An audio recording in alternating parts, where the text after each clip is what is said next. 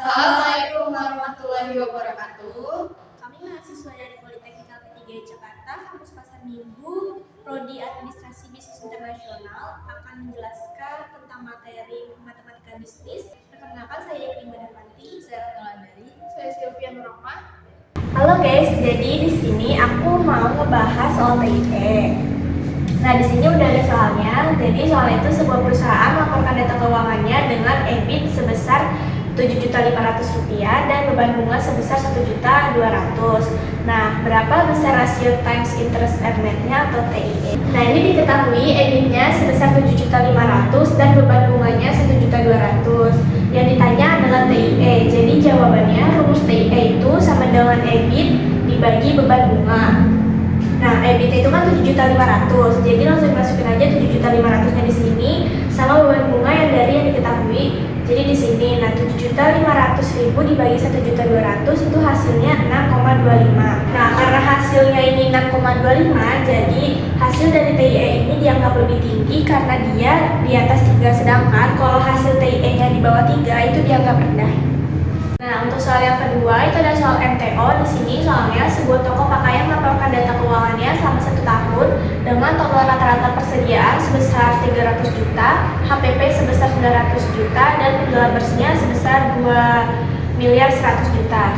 Hitunglah persentage turnover-nya.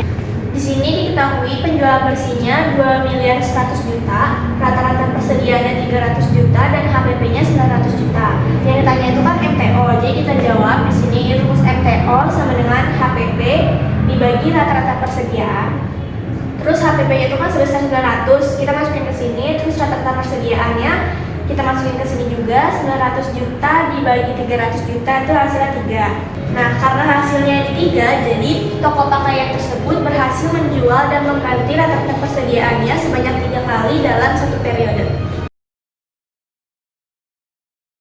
Ini saya akan menjelaskan mengenai debt ratio. Di sini ada RHTA sama dengan total kewajiban dibagi total aktiva. Di sini ada total kewajiban itu 813.100. Terus total aktivanya itu 2.280.600. Jadi 813.100 dibagi 2.280.600 sama dengan 0,35. Jika RHTA 0,35 artinya setiap rupiah 0,35 utang dijamin oleh satu. Saya akan menjelaskan mengenai jawaban tentang debt to equity ratio. Di sini rumus dari itu total liabilities dibagi total equity. Total liabilities itu 2.280.600 dibagi total equity-nya 1.467.500. Hasilnya 1,554071. Jadi di sini saya akan menjelaskan soal turnover ratio atau TOR. Sebuah perusahaan memiliki data sebagai berikut. Penjualan bersihnya itu atau total salesnya ada 1.200.000.000 dan rata-rata persediaan atau average receivable-nya ada 300 juta. Yang pertanyaannya yaitu TOR atau turnover ratio. Mulai dari sini menghitung turnover ratio-nya yaitu total sales dibagi average receivable. Total salesnya ada 1.200.000.000 dan average receivable ada 300 juta, yaitu 4 kali. Jadi ini berarti persediaan perusahaan berputar sebanyak 4 kali dalam setahun.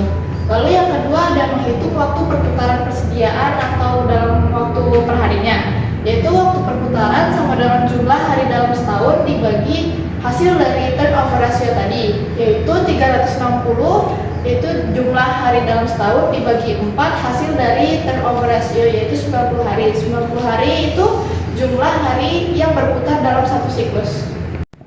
Jadi di sini saya akan menjelaskan soal dari return on asset atau ROA. PT ABC adalah perusahaan yang bergerak di bidang manufaktur. Berikut adalah data keuangan dari PT ABC. Ada laba bersihnya sebesar 1.200.000.000, total aset awal tahunnya 10 miliar, dan total aset akhir tahunnya 14 miliar. Yang ditanya itu ada ROA-nya berapa.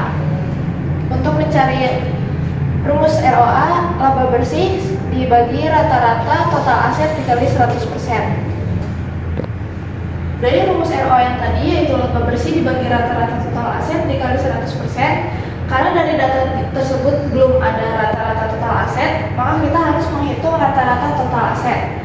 Nah, rumus dari rata-rata total aset yaitu total aset awal tahun ditambah total aset akhir tahun dibagi 2. Total aset awal tahun yaitu sebesar 10 miliar dan total aset akhir sebesar 14 miliar dibagi 2 sama dengan 24 miliar dibagi 2 sama dengan 12 miliar. Setelah mengetahui hasil dari rata-rata total aset, kita substitusikan ke dalam rumus ROA. Rumus ROA yaitu laba bersih dibagi rata-rata total aset dikali 100%. Laba bersihnya sebesar 1 miliar 200 juta dibagi rata-rata total asetnya yang sebesar tadi 12 miliar dikali 100% hasilnya 10%. Jadi nilai ROA sebesar 10% yang menunjukkan bahwa PT ABC mampu menghasilkan laba bersih sebesar 10% dari rata-rata total asetnya.